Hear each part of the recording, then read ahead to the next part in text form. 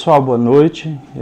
Essa é a mensagem então do dia 29/12 de 2024 da Igreja Ados, né?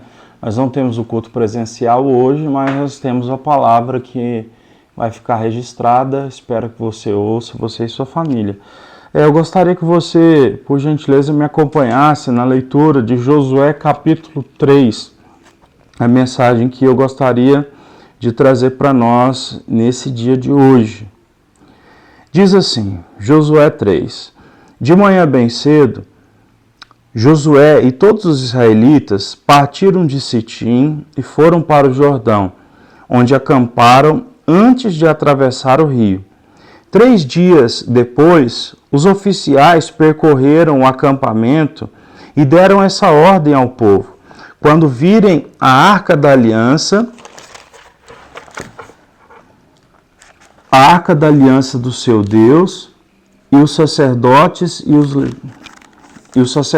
os levitas carregando a arca, saiam das suas posições e sigam-na, mas mantenham a distância de cerca de 900 metros entre vocês e a arca.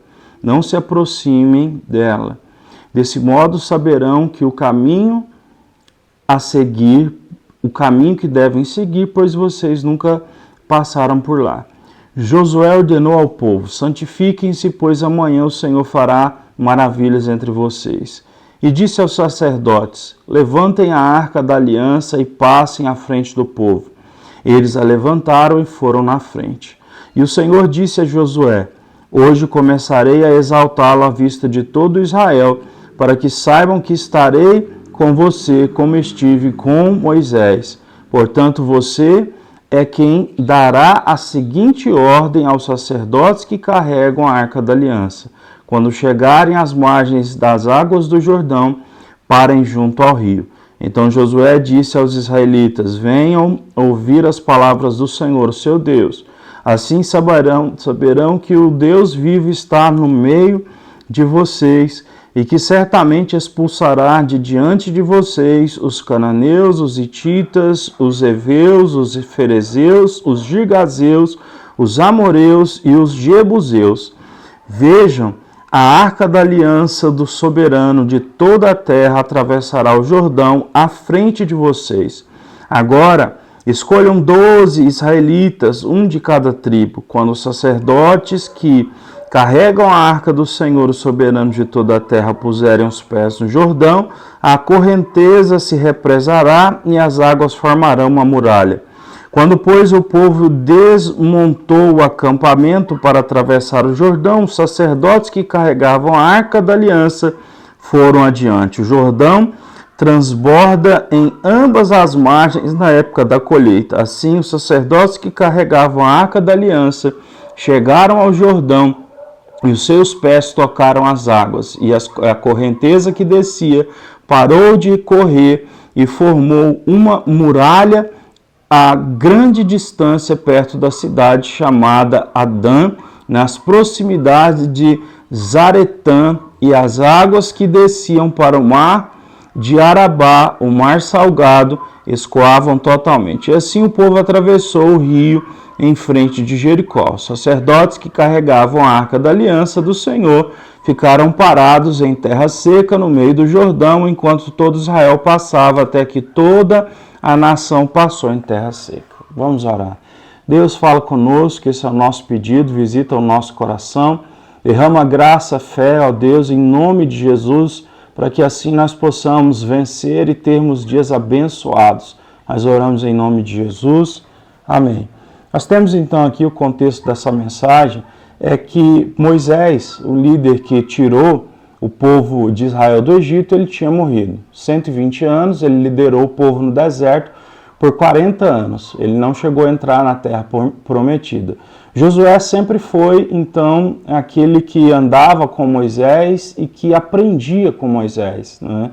Nós temos um ensino, então, que antes de nós nos tornarmos líderes, nós devemos aprender com outros líderes, né?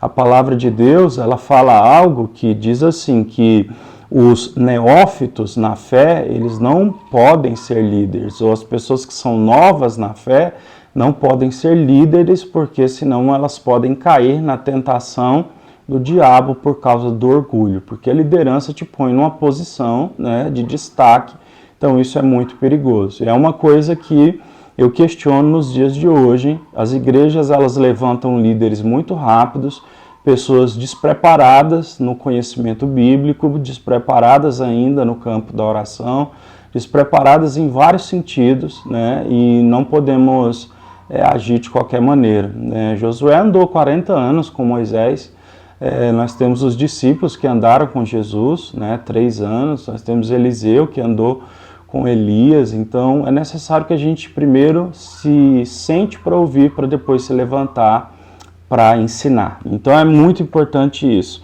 E acontece então que depois da morte de Moisés, Josué se torna líder, mas a crise existencial de Josué é: como o povo vai acreditar em mim se eles viram em Moisés, né, a forte liderança e a forte espiritualidade, 40 anos, né? E agora como isso vai acontecer comigo? Como eles vão me respeitar como um líder? O Senhor falou com ele dizendo que ele não precisava temer, porque o Senhor estava com ele só precisava ser forte e corajoso, e o Senhor ia dando sinais da mesma forma que ele deu sinais para Moisés. Então, aqui nós estamos diante do texto em que eles vão atravessar o Rio Jordão, e poucas pessoas falam sobre isso, porque o que aconteceu lá na travessia do Mar Vermelho, quando eles estavam saindo do Egito, é algo plenamente falado, né? As pessoas conhecem, até quem nunca leu a Bíblia sabe essa história. Mas aqui nós temos uma história também que ela é icônica na palavra de Deus. O Senhor Deus literalmente abriu um rio, e a própria palavra de Deus diz que o Rio Jordão era um rio muito cheio, né? E as suas correntezas eram muito fortes. Era um rio que desaguava, por exemplo, no Mar Morto, né? E também desaguava em outro rio. Era um rio muito cheio, né? Com correntezas fortes. Então, veja bem, eles estão se preparando para entrar, e Deus vai dizer para Josué que eles vão conseguir passar o Jordão, né, com os pés a seco. O Senhor iria abrir esse rio. E Deus então manda com que o povo de Israel tenha alguns preparativos para que eles possam viver esses milagres. E assim a gente pode entender que antes da gente viver algumas coisas de Deus, coisas espirituais, nós precisamos passar por um processo, né? As coisas não acontecem de qualquer jeito. Não é na bagunça, não é na desordem, não é no caos. O Senhor Deus, ele age dentro de uma estrutura. Não é que a gente queira botar Deus numa caixinha, mas existe sim uma estrutura. Então a gente lê que Josué e o povo, eles já estão acampados à beira do Rio Jordão, e o Senhor dá uma ordem para Josué que a Arca da Aliança que representava a presença de Deus aqui no Antigo Testamento, antes de Cristo, ela representava a presença de Deus, e dentro dela nós temos as tábuas dos 10 mandamentos que foram dadas ali para Moisés, nós temos a vara de Arão que floresceu, o Senhor falando sobre o sacerdócio, e nós temos ali também uma porção do maná, que era para o povo sempre se lembrar que Deus o sustentou no deserto, dando para eles pão. Essa arca era de ouro, né? Por cima dela existiam querubins, né? 2 querubins, que foram feitos ali de ouro. Ela era feita toda de madeira maciça, e só deveria carregar elas quem fosse sacerdote, quem tinha nascido na tribo de Levi. E eles tinham ali uma espécie de pau, ferro, para carregar essa arca, porque ninguém poderia encostar a mão nela. Representava a presença de Deus, e não tocar nela representava ter temor de Deus. Então Deus disse a Josué que os levitas, carregando a arca, ou a presença de Deus, eles iriam à frente, né? Aqui para nós é um sinal claro de que tudo que nós formos fazer nessa vida, primeiro nós precisamos colocar Deus à frente. Como diz em Provérbios, consagrar todos os nossos caminhos ao Senhor antes de fazermos qualquer coisa. Como diz também Tiago, antes de você dizer que você vai sair e vai fazer negócios, ore a Deus dizendo: Senhor, se o Senhor quiser, eu vou sair e fazer negócios. Como Jesus nos ensinou no Getsemane, Pai, se for possível, me tira desse cálice, mas se não, que seja feita a tua vontade. Então é sempre a vontade de Deus primeiro. Moisés um dia disse assim: Senhor, não nos deixe ter que ir em lugar nenhum se a tua presença não for comigo. O Senhor tinha falado para ele: eu vou enviar o meu anjo na frente de vocês.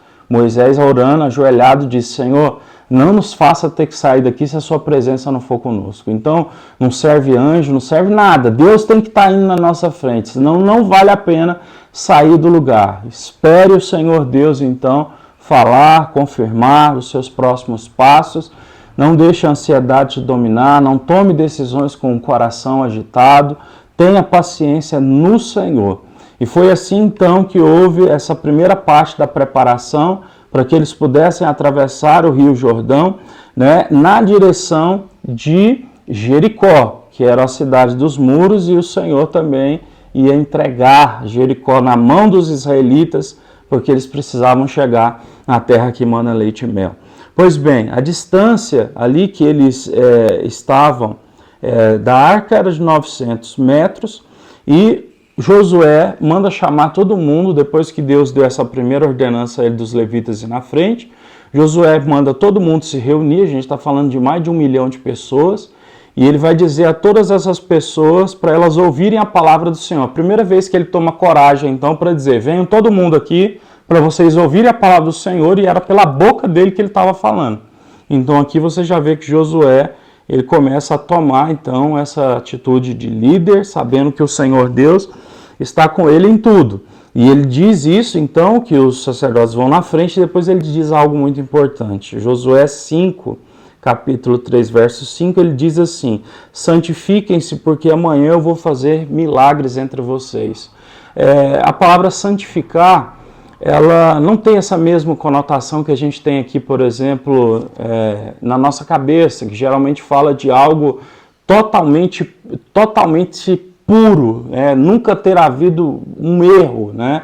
As pessoas falam, por exemplo, de santos como se fossem pessoas que nunca erraram. Mas a palavra santificação significa separar-se do erro, né? Então a Bíblia, por exemplo, diz que em Cristo Jesus nós somos santificados e somos santos diante de Deus, né?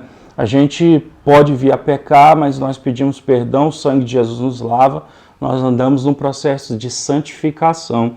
E o Senhor então diz para eles: se separem das coisas impuras, porque eu vou fazer milagres. Isso aqui é para a gente se lembrar sempre que nós devemos largar os pecados, porque os pecados eles nos tiram da presença de Deus. A palavra de Deus diz em Provérbios 28 que aquele que abandona o pecado encontra a misericórdia de Deus, mas quem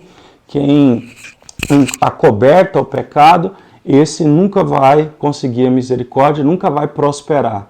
Então, aqueles que carregam pecados no sótão do seu coração, esses então não encontram, né, a graça de Deus. Como Isaías profetizou em Isaías 59, verso 2, o pecado é como um muro que se levanta entre nós e Deus. Esse muro, então, nos tira a oportunidade de olharmos e enxergarmos o Senhor. Então é por isso que ele está dizendo que é necessário que haja a santificação, a separação, o abandono dos pecados. Nós precisamos confessar os nossos pecados. Há uma frase que diz assim: o problema não é você ter tropeçado e caído no pecado. O problema é você o quê? Amar o chão. Amar continuar no chão, amar continuar se revirando na lama. Ok? Porque a própria palavra de Deus diz que o justo pode até cair, né, 7 vezes, mas Deus o levanta. Então, quando a pessoa anda com Deus, é regenerada no seu coração, ela não consegue ficar no pecado. Ela pode falhar, mas ela não consegue ficar naquilo. Então, isso é muito importante da gente ter na nossa mente, no nosso coração, que que o pecado não é algo que a gente consegue suportar, porque a nossa consciência nos acusa, o nosso coração fica oprimido. Davi mesmo, ele orou quando ele pecou, adulterou com Betseba. Ele, no Salmo 32, ele disse que enquanto ele não confessou o pecado dele, era como se os ossos dele estivessem sendo quebrados por dentro, né? Quando o profeta Natan confrontou ele, no Salmo 51, ele ora a Deus e diz: Senhor, tem misericórdia de mim, só não me tira o teu espírito e a tua presença. Porque ele sabia que o pecado tiraria o espírito de Deus e a presença de Deus com ele. E era a única coisa que ele sabia que tinha sustentado ele a vida inteira era o Espírito Santo. Porque ele teve que viver a vida inteira dele fugindo de Saul para não morrer. Então ele sabia que sem Deus, nada na vida dele daria certo. Então, se santifique para que o Senhor faça milagres. Eu até propus que na igreja nossa, na ADOS, a gente fizesse uma campanha, né?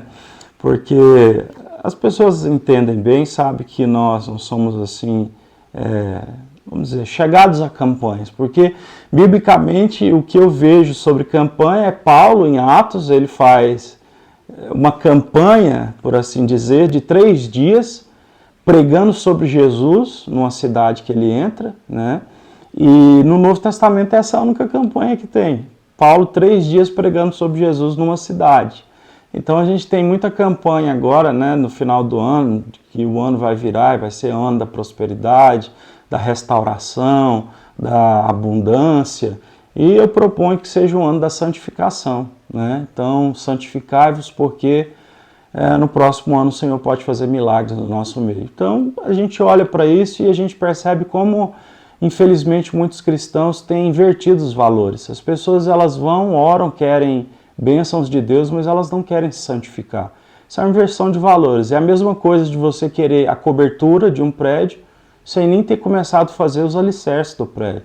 Como você pode estar olhando para uma cobertura se o prédio nem começou a ser construído? Então, quanto mais firme for o alicerce, mais condições esse prédio tem de ser construído e de ter uma cobertura grande. Então, a gente precisa parar de inverter esses valores, porque a presença de Deus é melhor do que qualquer presente que Deus possa nos dar. E a gente precisa ter isso, então, esse entendimento para a glória de Deus.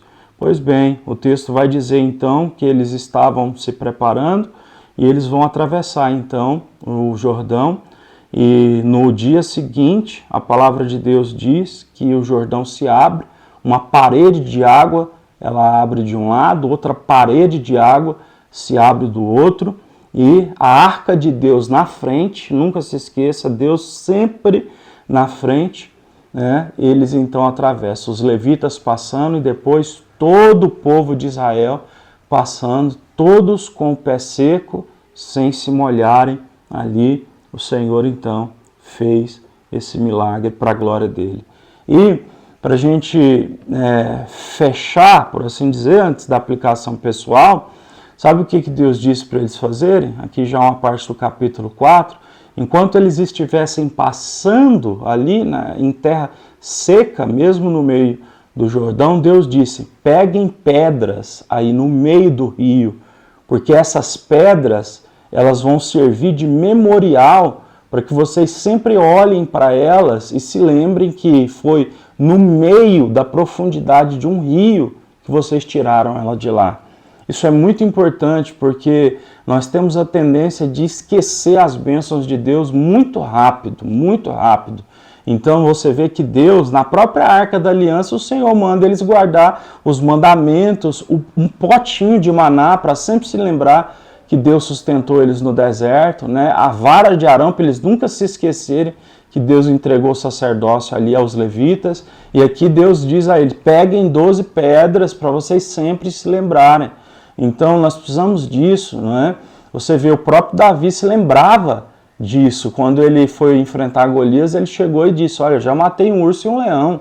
Então, pelo fato dele lembrar o que ele tinha passado, foi que deu coragem para ele enfrentar Golias. Então a gente vai adquirir mais capacidade, força espiritual, graça em Deus, se nós nos lembrarmos o que Deus já fez na nossa vida. Então, assim, eu te aconselho você até começar a anotar coisas que o Senhor Deus faz na sua vida, porque a nossa mente se esquece muito rápido do que Deus fez. E às vezes a gente começa a passar por alguma adversidade na vida, às vezes uma adversidade até grande, e a gente começa até a orar: oh Deus, o Senhor me esqueceu? Como que Deus te esqueceu? Olha para trás, quantas coisas Ele não fez, né? O Senhor te deu livramentos até de coisas que você nem sabia que você ia passar. Então o Senhor, Ele cuida de você nos detalhes. Quantas vezes, em detalhes, Deus respondeu a sua oração, o Senhor cuidou de você, te chamou para a salvação, que é a coisa mais importante do mundo, né? Então é necessário que a gente se lembre, porque o nosso coração ele tem uma tendência assim a se esquecer das coisas boas e se lembrar de coisas ruins. Tanto que se você olhar agora para dentro do seu coração, provavelmente você vai ter lembranças mais fortes de coisas muito ruins que você passou do que de coisas boas. E isso é natural da mente. Hoje em dia, as pessoas que estudam esse campo já até conseguem falar melhor sobre isso, que nós somos tendentes a se lembrar mais das coisas difíceis do que das boas. Mas a gente precisa, então, se lembrar do nosso Deus e anotar o que Deus faz. Foi isso que aconteceu. Então, as nossas aplicações pessoais são: nós hoje não temos a Arca da Aliança e não precisamos disso, porque nós temos Jesus Cristo, nosso Senhor, o Espírito de Deus habita em nós. Então, tudo que formos fazer, que a gente possa orar primeiro. A nossa oração sempre deve ser de acordo com a palavra de Deus. Então, conheça o Novo Testamento. A minha indicação para você se você quer começar a ler a Bíblia em 2025, comece por Mateus, Marcos, Lucas, João, os 4 evangelhos que falam de Cristo, Atos dos Apóstolos, depois você continua lendo as cartas que os apóstolos escreveram, para você saber como você tem que orar. Porque se você orar fora da palavra, esquece, Deus não atende. E quando você orar, o Espírito Santo vai te ajudar a orar, mas para que isso aconteça, você precisa ter as palavras de Deus no seu coração. E Jesus disse: orem em meu nome e obedeçam os meus mandamentos. Então saiba que nós somos chamados a orar em nome de Jesus, só no nome dele, e devemos estar dentro dos mandamentos dele. Então essa é a primeira coisa, coloque Jesus Cristo na frente. A segunda coisa, então, é a santificação. A gente sabe que hoje em dia somos santificados pela palavra de Deus. Jesus mesmo disse em João 17:17, né, que o povo é santificado e é santificado na verdade. Quanto mais você ouvir a palavra de Deus, mais a sua fé vai aumentar, mais o Senhor vai aplicar a santificação. É o que está escrito em Romanos 10, no versículo 17. Então se santifique lendo a palavra de Deus, orando, louvando ao Senhor e abandonando os seus pecados no nome de Jesus, que te dará graça para que todos os pecados que te dominam possam não te comprometer. E por fim, que você possa sempre dar graças a Deus em todas as coisas, porque essa é a vontade de Deus. Em Filipenses 4, o apóstolo Paulo disse assim que nós devemos abandonar a ansiedade e fazermos orações de ações de graça. Então, assim como foi nas pedras que eles pegaram ali no Jordão, como um memorial, que nós possamos orar sempre agradecendo a Deus. Como Paulo escreveu também aos Tessalonicenses, nós devemos dar graças a Deus em todo o tempo. Então, que a gratidão esteja, a nossa gratidão por Deus, esteja sempre nas nossas orações. Que nós possamos começar as nossas orações agradecendo a Deus. Então, eu quero encerrar mostrando para você qual é a estrutura de oração que você deve ter, ok? Uma estrutura de oração que você pode seguir é essa. Primeiro, você entra na presença de Deus pedindo perdão pelos seus pecados. Segundo momento, você entra na presença de Deus, certo?